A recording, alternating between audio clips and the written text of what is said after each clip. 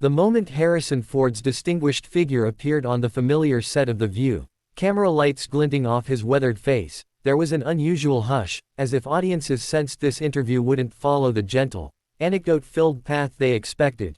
Joy Behar, known both for her warmth and her sharp wit, greeted him with sincere admiration for his film legacy, Star Wars, Indiana Jones, decades of cultural icons, before pivoting pointedly into what had become a brewing controversy: Ford's philanthropic work, his outspoken remarks about climate change, and his recent comments on cancelled celebrity culture, which had polarized many.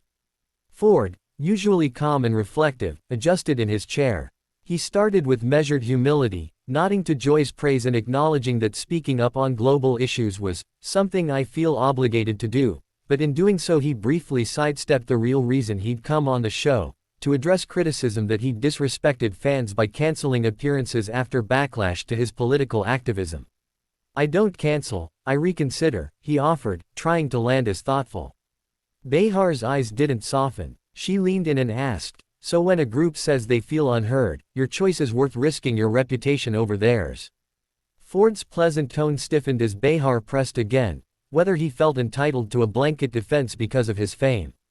He responded gently, "Some voices have been quiet for too long."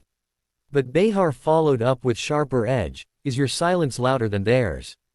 And suddenly a crack split the calm veneer. Ford's jaw clenched. He paused, then replied, voice low, "It's not silence. It's listening." The exchange jolted the studio, even Whoopi shifted in her chair. Ford glanced off camera, composing himself. Behar leaned forward, smile fading. "Listening is more than staying quiet, don't you think action matters more than optics?" This felt like a turning point. Ford's eyes narrowed as he adjusted his posture. "I believe action is rooted in intention." He sifted through past environmental projects he'd funded, wildlife refuges he'd supported, and then offered, "I wish my record spoke louder than any headline." Behar's tone turned skeptical. Or did they not make headlines because headlines cost ratings? Laughter rippled across the panel. Ford's face reddened. "I decide what's worth that risk," he shot back. It was the first crack of frustration, and the studio collectively leaned in, sensing gravity had turned to tension. Joy pressed on, bringing up that Ford traveled to Washington to lobby, only to leave early. Fans felt insulted, advocacy groups felt abandoned. Ford paused, expression pained. Sometimes walking off is part of walking toward what matters. He touched the table, briefly closing his eyes. The audience held its breath. Behar fired back, "That sounds like veiled protest, not dialogue." Ford leaned forward, gaze steady, "Or maybe it's the only honest response when words fail." The idea of honest response flared. Behar, leaning past her desk, challenged his use of nuance. "Is nuance just another word for not standing up?" Ford took a breath. His tone softened. "Nuance is how we hold complexity." But Joy persisted. "When did complexity become avoidance?" Ford's fingers drummed on the table for a moment, then he replied, "When complexity meant evolving, not echoing." The air thickened, cameras watching tension, the audience hushed. It was Exhibit A, famous man weighed down by fame's expectations clashing with sharp-tongued host anchoring the moral center of viewership. Behar, now pivoting to celebrity culture, asked why Ford, a voice of reason on global issues, appeared to steer clear of his more vocal movie peers when they strayed into culture wars. Ford focused on, "Behar, not everyone's stage is built for every issue." She shot back, "So why yours?" He leaned back, pausing, study-like, "Because some lines are better held by those seeking them, not hunted for clicks." They reached a crescendo. Behar asked directly, "Are you staying silent because it's safe, or because you're scared of being cancelled?" Ford's face hardened. He swallowed once, then said with calm authority, "Fear of losing doesn't justify muting what you believe." Joy nodded in acknowledgement, satisfied, but not quite trusting. Ford paused, voice thick, "Maybe walking off is the only way to walk on your conscience." That exchange hung heavy. The host intervened softly to start closing, but Ford met her eyes and asked, "Is it really over?" The room trembled as cameras reframed. Behar stared at him, then paused, tension melting into recognition, and said simply, "If that's where we meet, yes." Ford stood abruptly, chair screeching. "I meant it," he said quietly. Then, turning to the audience, he said, "Thank you for listening." He walked straight off frame. A beat passed. Then the applause started, halting, then building. But Ford was gone. The studio fell quiet again. Cameras still rolling, Joy leaned back, visibly unmoored, her usual wit stilled. She turned to the host and whispered, "I think we lost an ally tonight." The show ended on a note of solemn reflection rather than the usual banter. Clips immediately flickered online. Ford storms off the View after calling nuance courage. Joy pushes Ford to the edge. Between silence and shouting, Ford picks conscience. Social media lit up. In the hours that followed, the narrative spun outward. Entertainment outlets debated whether Ford had withdrawn in triumph or retreat. Praise poured from fans who felt he'd chosen dignity over drama. Critics blasted him for refusing to stay the course. Ford didn't respond publicly. His team shared only a brief statement. He stood by what he believed. The backlash and support tumbled into headlines overnight, rebranded under trending tags like #NuanceNotNoise and #FordStoodFast. Behind the scenes at The View, producers scrambled. Did they cross a line, push too hard, or offer a moment of real reckoning? Behar recorded a quick internal reflection, saying, "We asked the hard question, at cost, not to provoke, but to hold to light." Others said live TV rarely reaches truth like this. Meanwhile, Ford retreated to a nature refuge with his wife, stepping away from social media, contemplating what he'd done, knowing that moments like this, raw, unresolved, unfiltered, were rare and consequential. And as the country parsed tone and tension, many found themselves reflecting deeper. Do we value voices that stay and fight, or voices that walk when the heart says no? The choice, like silence or speech, bravery or boundary, remained open for the nation to decide.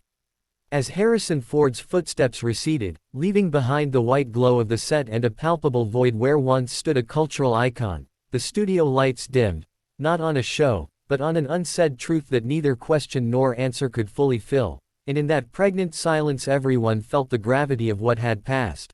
A man whose career symbolized heroism and introspection had chosen conscience over appearance, and the sound of a step, impatient, deliberate, marked not just his departure, but a fracture in how public figures perform under scrutiny. Joy Behar, leaning on her desk, closed her eyes for a moment as if to steady herself, then exhaled slowly before looking up at the cameras with sincerity and weariness intertwined as she attempted to reconcile the role she'd played in bringing the exchange to a fever pitch. She cleared her throat and gently said, "Sometimes questions demand more courage than answers," and that statement, simple but loaded, reframed her previous line of inquiry not as confrontation but as call to accountability, even if the refusal to comply remained an act of defiance, and in that crucible, the dynamic between host and guest had shifted from argument to rupture, from curiosity to consequence. Behind the scenes, a hush hung around production staff. Whoopi Goldberg, normally quick to inject levity, sat reflective, her usual banter replaced by a thoughtful silence punctuated only by the distant click of crew preparing to leave. Producers huddled to assess the moment, had they'd crossed a line or captured a moment of truth. Legal and PR teams began drafting damage control statements, while advisors peppered Behar with questions about tone and timing, and whether the episode would cast her as a provocateur or a truth teller. Similarly, in the green room where Ford had left his notes and coat, a small pile remained untouched, not a discarded record of a failed appearance, but a testament to a choice not to remain in a conversation that crossed into something personal and raw, a line he'd once crossed willingly, but now refused to, because the cost felt too high. Within hours, the digital echo storm hit. Clips of Ford standing, his voice steady yet fading as the studio lights dimmed, circulated with titles like, "Ford Walks into the Silence," and, "The Hero Who Didn't Stay." Across platforms, viewers debated whether his departure was cowardice or courage.